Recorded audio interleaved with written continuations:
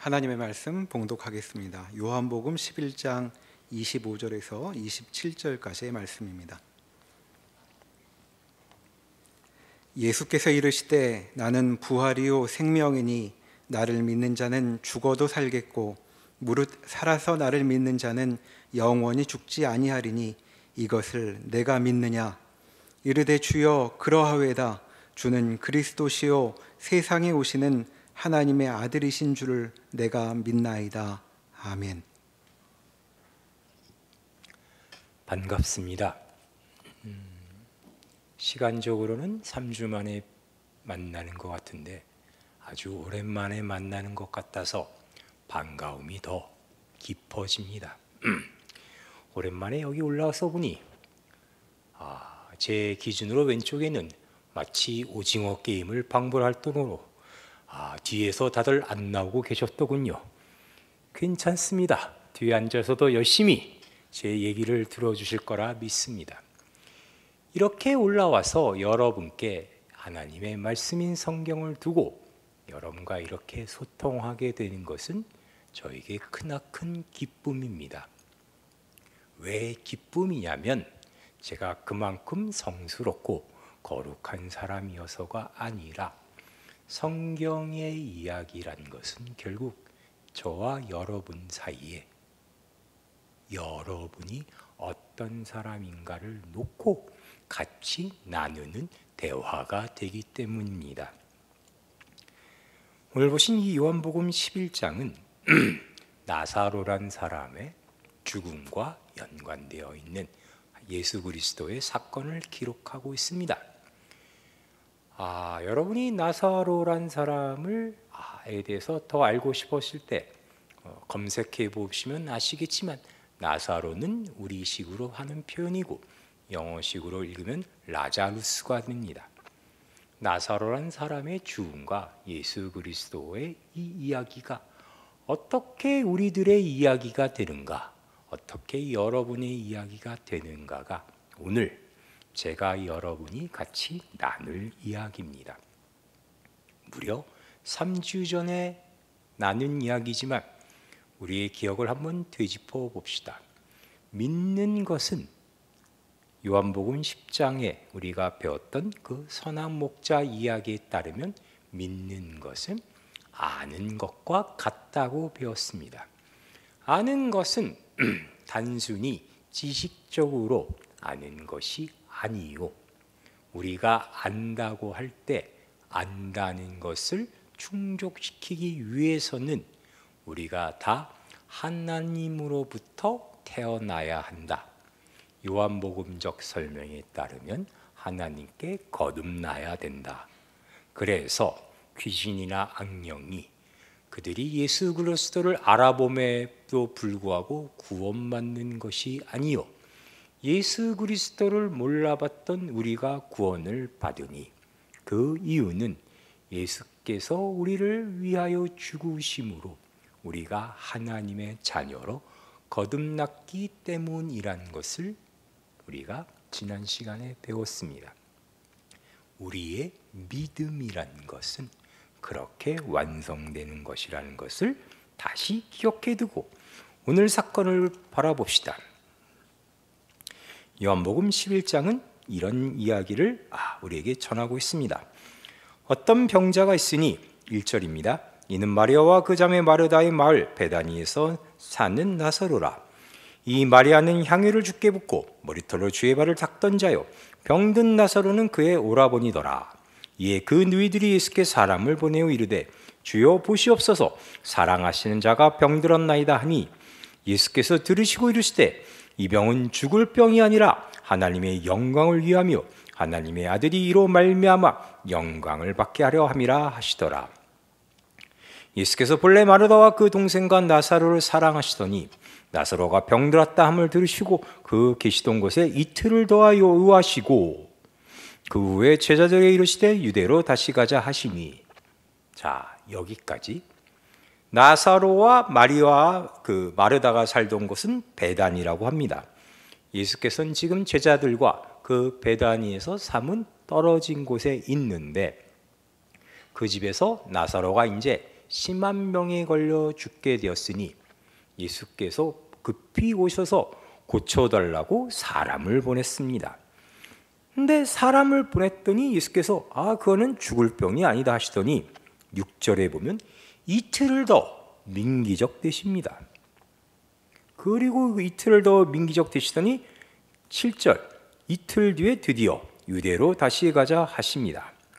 8절 제자들이 말하되 랍비여 방금도 유대인들이 돌로 치려 하였는데 또 그리로 가시려 하나이까. 그러니까 이것만 보면은 이들이 이 유대 땅을 떠나왔을 때 마지막으로 유대 땅에 거하였을 때 유대인들이 예수 그리스도를 돌로 쳐 죽이려 했다는 사실을 알 수 있습니다. 그러니까 제자들과 그 주변 사람들이 보기에 나사로가 병이 위중함에도 불구하고 예수께서 속히 돌아가지 아니하심은 너무 위험하기 때문이라고 이해했던 겁니다. 그래서 가기를 주저하고 이틀이나 더 민기적거리는 걸 보니 위험하니까 안 가시려고 하나보다 했는데 갑자기 가신다 하니까 아니 거기 있다가 그 봉변을 당할 뻔하셨는데 가려 하십니까? 하니까 9절 예수께서 대답하시되 낮이 12시간이 아니냐 사람이 낮에 다니면 이 세상의 빛을 보므로 실족하지 아니하고 밤에 다니면 빛이 그 사람에 없는 거로 실족하느니라.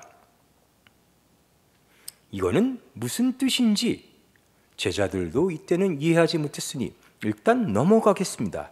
그러더니 이렇게 아리송한 얘기를 하시고 11절 이 말씀을 하신 후에 또 이르시되 우리 친구 나사로가 잠들었도다. 그러나 내가 깨우러 가노라. 제자들이 이르되 주여 잠들었으면 낫겠나이다 하더라. 예수는 그의 죽음을 가리켜 말씀하신 것이나 그들은 잠들어 쉬는 것을 가리켜 말씀하신 줄 생각하는지라. 이에 예수께서 밝히 이르시되 나사로가 죽었느니라. 내가 거기 있지 아니한 것을 너희를 위하여 기뻐하노니 이는 너희로 믿게 하려 함이라. 그러나 그에게로 가자 하시니. 이 대화를 눈여겨보셔야 합니다. 예수께서 잠들었다 하니까 그들이 잠들었으면 낫겠나이다 라고 반응을 하죠. 잠들었으면 낫겠나이다 라고 얘기한 것은 이런 의미를 내포합니다. 아직 죽은 게 아니군요. 죽지 않고 마치 잠든 상태라면은 아직까지 희망이 있는 거군요. 우리가 주께서 여러 번 병자를 고치는 기적을 행하셨기 때문에 주께 병을 고치는 능력이 있음을 이제 압니다. 그러니 아직 죽지 아니하였다면 아직 기회가 있겠네요 라고 얘기하니까 예수께서 아니다. 잠든 게 아니라 죽은 거다. 잠들었다면서요. 왜 다시 죽었다 하시죠? 방금 얘기를 이어보면 너희들이 생각하는 그 죽음이 맞다. 너희 생각엔 죽음이 맞는데 나에게 있어서는 잠든 거와 마찬가지다. 그리고 내가 거기 있지 아니한 것을 너희를 위하여 기뻐하느니 이는 너희로 믿게 하려 함이라. 이 무슨 갈수록 더 알아먹지 못하는 설명을 하고 계시는 걸까요? 계속 봅시다. 16절 디두모라고도 하는 도마가 다른 제자들에게 말하되 우리도 주와 함께 죽으러 가자 하니라. 왜 도마가 우리도 주와 함께 죽으러 가자 하나요? 앞에서 살펴본 것처럼 거기에 가면은 봉변을 당할 게 뻔한데 지금 주께서 이미 죽어서 사실 아무런 소용도 뭘 더해볼 상황도 안 되는 그런 절망적인 상태에도 불구하고 가신다 하니 드디어 순교하러 가시나 보다. 그래 우리도 우리를 지켜 다 같이 순교하러 가자라는 반응을 보이는 거죠. 이야기는 이렇게 흘러가고 있습니다. 17절 예수께서 와서 보시더니 나사로가 무덤에 있은지 이미 나흘이라.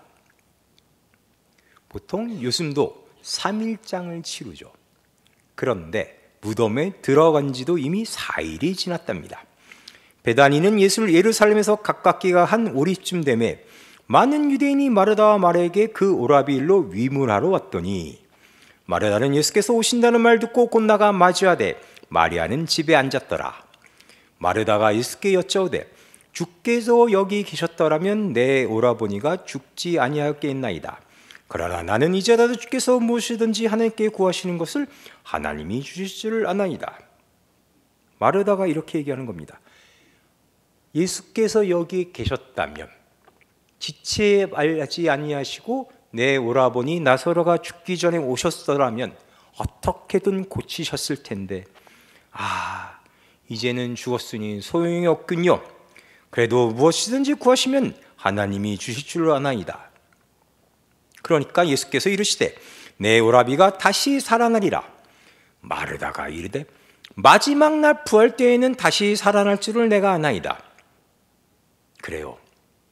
그때 되면은 예수님이 말씀하신 것처럼 마지막 부활 때가 되면 다시 살아날 수도 있겠죠. 그러나 지금 당장은 죽은 것은 변함없는 사실이지 않습니까? 라고 얘기하는 거죠. 그 얘기를 듣고 오늘 아까 우리가 봤던 그 본문이 나오는 겁니다. 예수께서 이르시되 나는 부활이요 생명이니 나를 믿는 자는 죽어도 살겠고 무릇 살아서 나를 믿는 자는 영원히 죽지 아니하리니 이것을 내가 믿느냐. 무슨 말일까요? 25절 26절 나는 부활이요 생명이 나를 믿는 자는 죽어도 살겠고 무릇 살아서를 나를 믿는 자는 영원히 죽지 아니하리니 이것을 내가 믿느냐. 예수를 믿으면 죽는다 안 죽는다? 안 죽는다. 그러면 죽어도 살겠고는 뭡니까? 죽은 다음에 예수를 믿을 수 있습니까? 죽은 사람이 죽은 상태로 예수를 믿을 수 있나요? 우리가 봤을 때는 아니죠. 믿는 건 어디까지나 죽기 전까지 내가 예수를 구주로 영접하고 그를 믿노라 시인해야 되는 거 아닙니까? 그러면 모든 사람은 어디까지나 생태적으로 살아있을 때 믿어야 되는데 살아서 믿는 자는 영원히 죽지 아니한다면서요. 25절 얘기는 뭐고 26절 얘기는 뭘까요? 잘 이해가 되지 않습니다.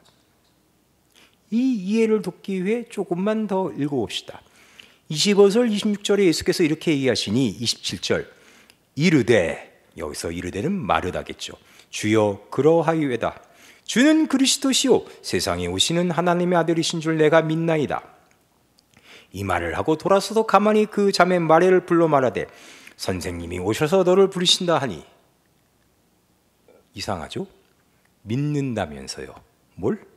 그 말을 믿는다. 예수께서 나는 부활이요 생명이니 나를 믿는 자는 죽어도 살겠고 무릇 살아서 나를 믿는 자는 영원히 죽지 아니하리니 이것을 내가 믿느냐. 그게 앞뒤말이 모순적인 것 같은데 하여튼 결론만 보자면 믿으면 안 죽는다는 거 아닙니까? 원래는 안 죽는데 뭔가 약간 잠시 시스템 오류로 누군가 죽게 되더라도 다시 살아날 거다 그랬더니 마르다가 알겠다. 주님은 그러하고 주께서는 그리스도시고 하나님의 아들이신 걸 내가 안다 해놓고는 안심하는 게 아니라 돌아가서 이제 마리아를 부르죠. 왜 마리아를 불렀을까요? 네? 왜 마리아를 불렀을까요? 믿는다고 하고. 그 다음 줄을 볼까요? 29절 마리아가 이 말을 듣고 급히 일어나 예수께 나아가매 예수는 아직 말로 들어오지 아니하시고 마르다가 맞이했던 곳에 그대로 계시더라. 마리아와 함께 집에 있어 위로하던 유대인들은 그가 급히 일어나 나가는 것을 보고 곡하러 무덤에 가는 줄로 생각하고 따라가더니 마리아가 갑자기 튀어나가니까 무덤 가서 우는 줄 알고 같이 울려고 문상객들이 다 따라 나간 겁니다. 32절 마리아가 예수 계신 곳에 가서 배웠고 그를 발 앞에 엎드려 이르되 주께서 여기 계셨더라면 내 오라버니가 죽지 아니하였겠나이다 하더라. 마리아가 지금 뭐라고 얘기하고 있죠? 주께서 여기 계셨더라면 안 죽었을 겁니다. 누가 한 얘기? 전에 마르다가 한 얘기. 즉 마르다가 한 얘기를 반복하고 있죠. 왜 반복하고 있는 걸까요? 분명 예수께서 25절 26절에 나는 생명이요 부활이니 나를 믿는 자는 영원히 죽지 않고 죽었더라도 또 죽게 되더라도 다시 살아날 것이라 했는데 왜 같은 말을 반복하죠? 못 알아들으니까. 뭘 못 알아듣는 걸까요? 예수님이 무슨 말을 하는지 못 알아들으니까. 예수님이 무슨 말씀하시는지 못 알아들었다는 걸 뭘 의미하는 걸까요? 마리아의 얘기, 이 반복된 얘기에 그 답이 있죠. 여기에 계셨더라면 내 오라버니가 죽지 아니하겠나이다. 예수께서는 죽지 아니한다, 죽어도 살아난다 하는데 왜 계셨더라면 죽지 아니하겠나이다를 반복해서 마치 따지듯이 얘기하는 걸까요? 그들이 보기엔 상황 종료니까, 끝이니까, 죽으면 모든 게 끝이고 절망이고 멸망이니까 그 다음엔 어떻게 할 수도 어찌할 바를 알 수도 없으니까 다 끝났다. 이런 죽기 전에 호흡이라도 조금 남아 있었을 때 오셨어야 어떻게 기적이라도 일으키고 손을 써볼 것이지, 다 죽은 다음에 그것도 4일이나 지난 다음에 오시면 이 모든 게 무슨 소용입니까? 하는 거죠. 33절 예수께서 그가 웃는 것과 또 함께 온 유대인들이 웃는 것을 보시고 심령이 비통히 여기시고 불쌍히 여기사 이르시되 그를 어디 두었느냐 이르되 주여 와서 봅소서 하니 예수께서 눈물을 흘리시더라. 이에 유대인들이 말하되 보라 그를 얼마나 사랑하신가 하며 그중 어떤 이는 말하되 맹인의 눈을 뜨게 한 이 사람이 그 사람은 죽지 않게 할 수 없었더냐 하더라. 이 어떤 사람이 하는 말, 맹인의 눈을 뜨게 한 사람이 그 사람의 죽음은 막을 수 없었느냐 하는 그 생각이 지금 이 마르다와 마리아 그리고 옆에 있는 제자들 모든 사람들이 공통으로 하는 생각이죠. 어디서? 죽음 앞에서. 죽음을 보고 죽음 앞에 죽음의 의미를 어떻게 이해하는가를 이 사람들이 보여주죠. 죽음은 뭐다? 철저한 절망이다. 멸망이다. 어떻게 우리의 힘으로, 우리의 그 어떤 지식적인 그 생각으로 어떻게라도 되돌릴 수 없는 마지막이다. 그것을 보고 우리가 비참한 우리의 상태를 놓고 우니까 예수께서 같이 눈물을 흘리시는 거죠. 아까 우리가 봤던 25절, 26절로 봅시다. 원래 사람은 죽음 앞에 이렇게 철저히 절망할 수밖에 없었습니다. 지금 이들이 이것을 믿지 아니하는 모습을 보이고 있는데 여러분께 그럼 한번 묻겠습니다. 여러분은 믿으십니까? 예수께서 부활이고 생명이시며 여러분은 살아서 예수를 믿는다면 영원히 죽지 아니하고 설령 죽더라도 다시 살아날 것을 믿으십니까? 아무도 믿는 표정을 아니하신 것 같은데 저만의 착각이겠죠. 그럼 믿는지 안 믿는지의 질문은 넘어가고 다음 질문을 해보겠습니다. 이걸 믿는다는 건 뭘 의미할까요? 사망 앞에 절망할 수밖에 없었던 우리에게 예수께서 부활이시고 생명이시며 우리는 살아서 믿으면 영원히 죽지 아니하고 설령 죽더라도 다시 살아난다는 것은 뭘 의미할까요? 원래 우리에게 죽음은 철저한 절망이었다면 우리는 그 절망에 갇히지 않고 아무리 사망이 우리를 절망에 얽매이게 하더라도 우리는 반드시 살아나게 돼 있다 하면은 예수로 인해 우리가 가지는 의미, 예수 그리스도께서 우리의 구세주시며 그가 부활과 생명이라는 건 뭘 의미하게 되는 걸까요? 사망은 더 이상 우리에게 절망이 될 수 없다는 뜻이죠.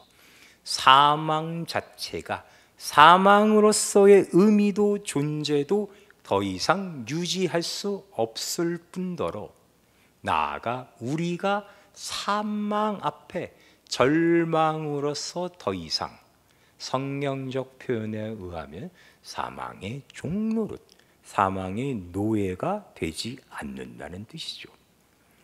그래요. 듣기에는 참 듣기 좋은 말인데 더 이상 사망의 노예가 안 된다는 건 뭘 의미할까요? 한번 생각해 봅시다. 여러분의 인생에, 여러분이란 사람의, 여러분이란 인격이 가지는 그 의미에 사망이 더 이상 여러분을 그의 종으로 잡아둘 수 없다는 걸 뭘 의미할까요? 여러분은 뭘 해도 망하지 않는다. 여러분은 어떻게 해도 절망으로만 빠질 수 없다는 걸 의미하죠. 우리 생각에 아무리 절망스럽고 아무런 희망도 기대도 할 수 없는 곳에라도 여러분은 언제나 다시 싹을 틔우고 희망의 꽃을 피우고 뭐라 그럴까요? 기대에 찬 내일을 만들어내는 존재가 되었다는 뜻이 되죠. 내가 처한 환경이, 내가 처한 상황이, 아니 나란 존재 자체가 어떤 세상의 기준과 상식에 따라 아무리 보잘것없고 아무것도 없는 무가치한 것이라 할지라도 무가치로 이 이야기가 끝나지 않고 나란 사람은 다시 살아난다. 다시 일어선다. 다시 모든 것을 만들어내는 그러한 능력이 지워진다 라는 뜻이 되겠죠.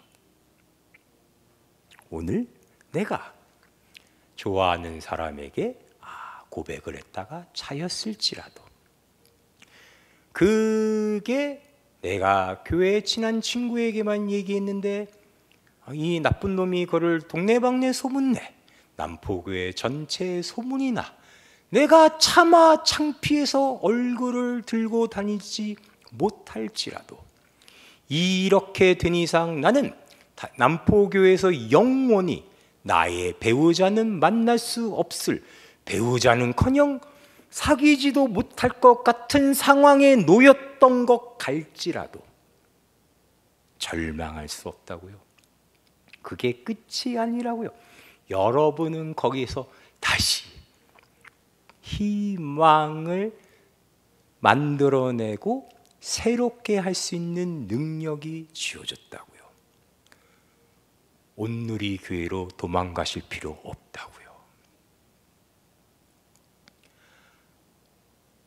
하나님은 그렇게 여러분을 만들어 오고 계셨더라고요. 어떻게?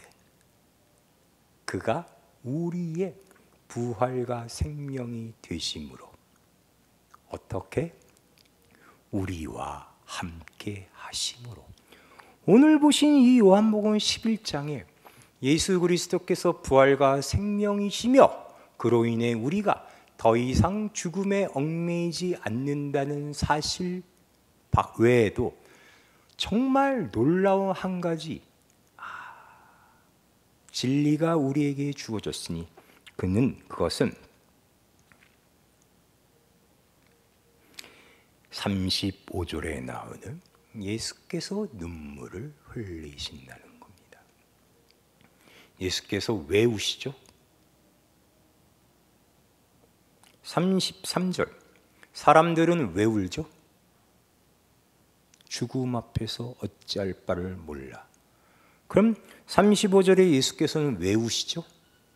예수께서도 죽음 앞에 어찌할 바를 모르셔서? 예수께서도 죽음이 너무 절망스러워서? 아니죠. 예수는 부활이고 생명이시죠. 사망을 심판하시는 분이죠. 하나님이시죠. 근데 왜 웁니까? 네? 우리를 창조한 신이 왜 우나요? 33절, 불쌍히 여기사, 우리가 불쌍해서. 죽음 앞에 어찌할 바 모르는 사람들을 보고, 죽음 앞에 눈물 흘리는 우리를 보고 하나님도 눈물을 흘리신다는 건 뭘 의미합니까? 하나님이 알고 봤더니 생각보다 멘탈이 약하다는 뜻입니까? 하나님이 우신다는 건 뭘 뜻하죠? 하나님도 알고 보니 원래 감정이 있으셨구나. 그런 무슨 법칙이나 문자나 원칙 같은 냉혈한 같은 정말 자로된 듯 반드시 하나의 오차 없는 우리와 너무나도 격이 안 맞는 그러한 존재가 아니라 우리와 마찬가지로 감정을 갖고 계셨던 분이구나. 그런 그가 우리가 슬퍼할 때 같이 우셨다는 건 뭘 뜻합니까? 예수님은 완전한 인간이시자 완전한 하나님이시죠. 그런 완전한 하나님이 이제 우리가 보는 눈앞에서 눈물을 보이셨다는 건 뭘 뜻합니까? 그가 알고 보니 사람이었다? 아니죠. 예수 그리스도는 하나님이시자 하나님의 유일하신 아들이라는 것은 예수 그리스도께서 하나님이 어떤 분인지 우리에게 우리의 그 시야 안에 우리가 볼 수 있는 그 능력 안에 하나님의 참 모습을 보여주셨다는 뜻입니다. 하나님은 알고 봤더니 우리가 불쌍할 때 우셨다고요. 언제? 예? 인류의 역사상 한 번도 안 그러시다가 드디어 이제 성육신하고 오셔서 우리가 죽음 앞에 어쩔 바를 모르니까 그 몇천 년 동안 가만 계시다가 오늘 와서 우셨을까요? 아니죠. 아니죠. 이제 봤더니 하나님은 언제나 우리와 함께 하셨구나. 언제?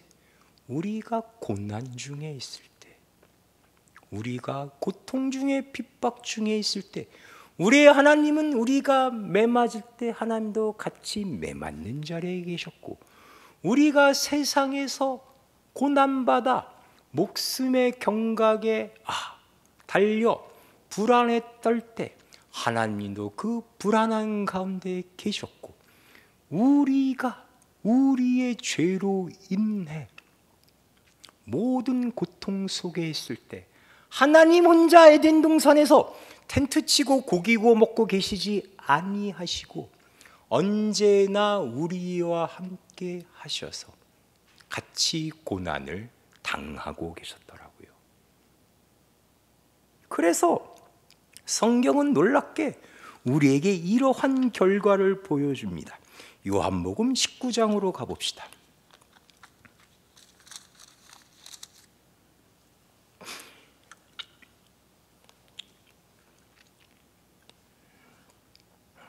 요한복음 19장 28절.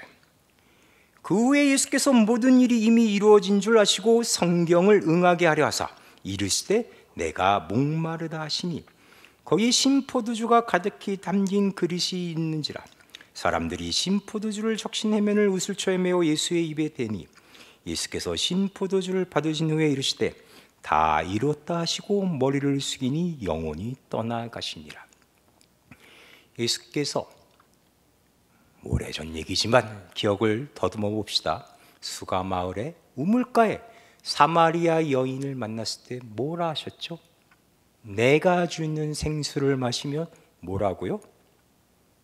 영원히 목마르지 아니한다 하셨습니다. 내가 주는 나란 생수를 마시는 자는 다시는 목마르지 아니한다. 그래 놓고는 28절에 내가 목마르다 하시죠. 우리가 오늘 요한복음 11장에 예수께서 스스로를 뭐라 하시죠? 나는 부활이고 생명이니 나를 믿는 자는 죽지 아니한다 하셨죠. 그리고 지금 보신 19장 30절에 어떻게 하시죠? 죽으시죠. 죽으시죠. 사기 아닙니까? 예? 우리한테 목마르지 아니한다고 해놓고 자기가 목마르고, 우리한테 죽지 아니한다 하고 자기가 죽으면 사기꾼 아닌가요? 이게 우리에게 뭘 의미합니까, 여러분? 하나님은 알고 보았더니 우리를 창조하신 그 이후부터 지금까지 단 한 번도 우리에 대한 책임, 정확히 말하자면 우리에 대한 사랑, 그가 우리의 하나님이시며 하나님이심을 한 번도 중단한 적이 없으셨단 말이죠. 사랑하는 자녀가 목마를 때 하나님께서는 오셔서 같이 목마르시고, 우리가 굶주릴 때 그도 오셔서 같이 굶주리셨으며, 우리가 우리의 죄로 인해 죽게 되었을 때 하나님은 오셔서 죽으셨다고요. 그게 우리 기독교가 가지는 크나큰 자랑이자 영광입니다. 우리는 우리의 능력으로 그 어떤 고난이나 어려움이나 불편함이나 나에게 불이익이 되는 것을 재단하여 미리 잘라내고 예방하고 그 길로 가지 아니하고 나 혼자 고결하고 잘난 곳에 있음으로써 우리의 생명, 우리가 부활됨을 드러내는 게 아니라 우리는 그것을 무엇으로 드러낸다? 사랑으로 드러낸다. 사랑은 뭐다? 영원히 함께합니다. 그래서 성경은 우리에게 이런 아주 재밌는 결론적 진리를 알려줍니다. 고린도전서 1장 17절.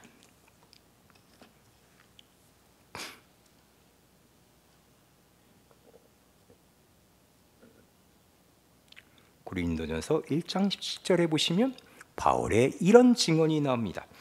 그리스도께서 나를 보내심은 세례를 베풀게 하려 하심이 아니요 오직 복음을 전하게 하려 하심이로되 말의 지혜로 하지 아니함은 그리스도의 십자가가 헛되지 않게 하려 함이라.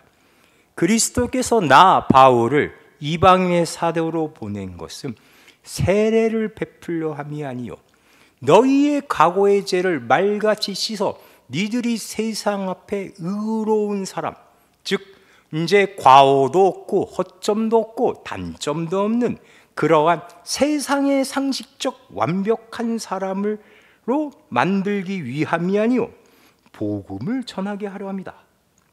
그리고 이것은 이 모든 게 말의 지혜로 하지 않고 그리스도의 십자가가 헛되지 않게 하려 합니다. 계속 보실까요? 18절. 십자가의 도가 멸망하는 자들에게는 미련한 것이요 구원을 받는 우리에게는 하나님의 능력이라. 기록된 바 내가 지혜 있는 자들의 지혜를 멸하고 총명한 자들의 총명을 폐하리라 했으되 지혜 있는 자가 어디 있느냐? 선비가 어디 있느냐? 이 세대의 변론가가 어디 있느냐? 하나님께서 이 세상의 지혜를 미련하게 하신 것이 아니냐? 하나님의 지혜에 있어서는 이 세상이 자기 지혜로 하나님을 알지 못하므로 하나님께서 전도에 미련한 것으로 믿는 자들을 구원하시기를 기뻐하셨도다. 유대인은 표적을 구하고 헬라인은 지혜를 찾으나 우리는 십자가에 못 박힌 그리스도를 전하니 유대인에게는 거리끼는 것이요 이방인에게는 미련한 것이로되 오직 부르심을 받은 자들에게는 유대인이나 헬라인이나 그리스도는 하나님의 능력이요 하나님의 지혜니라. 왜 이런 말을 할까요? 왜 헬라인과 유대인에게는 미련하고 거리낀 것일까요? 뭐가 거리끼고 미련한 것이라고요? 십자가의 도가, 우리가 믿는 신앙이, 우리의 믿음이, 그리스도가 부활되고 생명되심이, 하나님이 우리를 사랑하시는 것이, 이 모두가 유대인과 헬라인에게는, 의로움과 지혜로움을 따지는 사람들에게는 미련하고 거리끼는 것이라고요. 왜?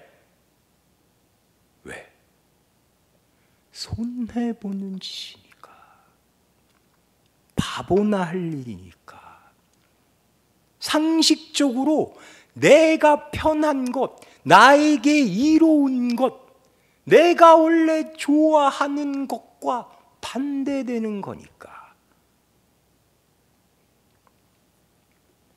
이런 바보 멍청한 짓 같은 거를 하는 거라고, 그렇게 하라고 하는 것이니까. 그래서 25절, 하나님의 어리석음이 사람보다 지혜롭고 하나님의 약하심이 사람보다 강하니라. 형제들아, 너희를 부르심을 보라. 육체를 따라 지혜로운 자가 많지 아니하며 능한 자가 많지 아니하며 문벌 좋은 자가 많지 아니하노니, 그러나 하나님께서 세상의 미련한 것들을 택하사 지혜 있는 자들을 부끄럽게 하려 하시려고 세상의 악한 것들을 택하사 강한 것들을 부끄럽게 하려 하시며, 하나님께서 세상의 천한 것들과 멸시받는 것들과 없는 것들을 택하사 있는 것들을 폐하려 하시나니, 이는 아무 육체도 하나님 앞에서 자랑하지 못하게 하려 하심이라. 너희는 하나님으로부터 나서 그리스도 예수 안에 있고 예수는 하나님으로부터 나와서 우리에게 지혜와 의로움과 거룩함과 구원함이 되셨으니, 기록된 바 자랑하는 자는 주 안에서 자랑하란가 같게 하려 함이라. 하나님의 어리석음이 사람보다 지혜롭고 하나님의 약하심이 사람보다 강하다. 자기의 목마름 하나 해결하지 못하는 신, 인간에게 잡혀가 죽음을 당하는 신, 그 신이 십자가에 달려 목마름을 앓은 채 죽음으로 우리는 오늘날 우리가 하나님 앞에서 구원받은 자라고 얘기하는, 죽어도 죽지 아니하고 살아서 믿으면 영원히 죽지 아니하는 자라는 믿음으로 서 있게 된 것이죠.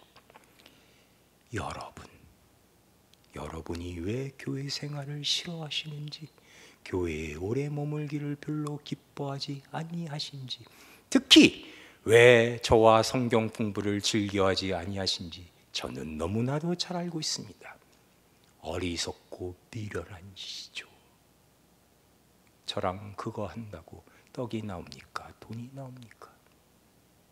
목사님이 한두 번 사주는 밥도 이제는 내가 그 식당 알게 됐으니 얼마든지 목사님 없이 나보다 더 재밌는 사람과 갈 수 있는데 굳이 왜 거기를 내가 나갈 필요가 있겠습니까?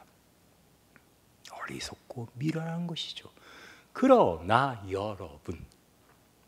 여러분이 알지도 못하는 사이에 우리는 다 예수 안에서 자랑하는 자가 되었습니다.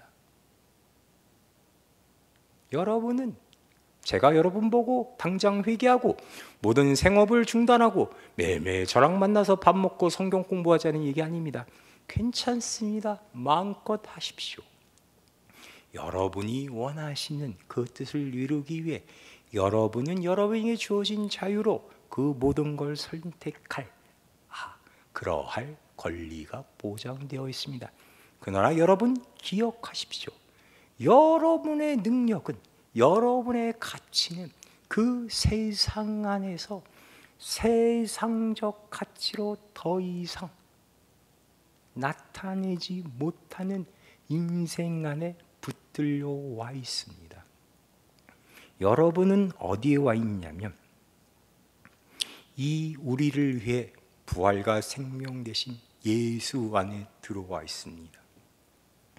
그래서 여러분, 어느새 여러분은 여러분도 모르는 새 여러분의 가족과 형제 자매와 친구들을 위해 여러분의 능력과 노력과 수고에도 불구하고 그들의 주림과 같이 동참하고 그들의 어려움에 같이 공감하고 그들의 모든 환난 가운데 같이 하고 있는 여러분을 만나게 될 겁니다.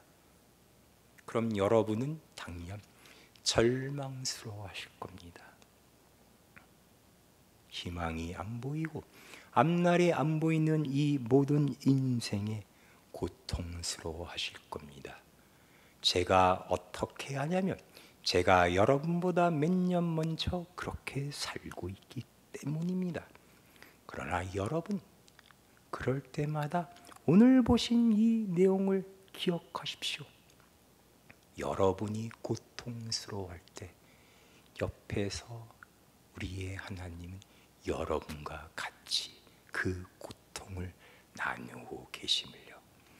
여러분이 어리석다고 여러분을 어리석음으로 정죄만 하시는 하나님이 아니라 어리석은 여러분의 그 선택 안에 하나님은 여러분과 언제나 함께 하시고 있다는 사실을 말이죠.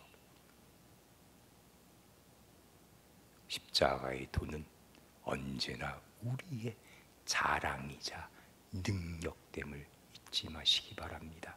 기도하시겠습니다.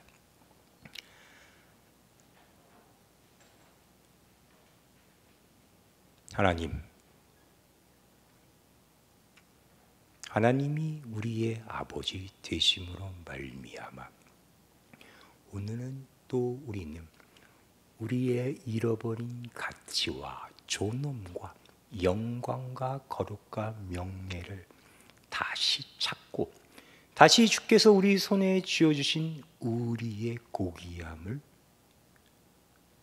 받아들고 다시 한번 이 세상의 어리석은 자요 그러나 주의 능력으로 영원히 죽지 않은 자로 살아보려 합니다.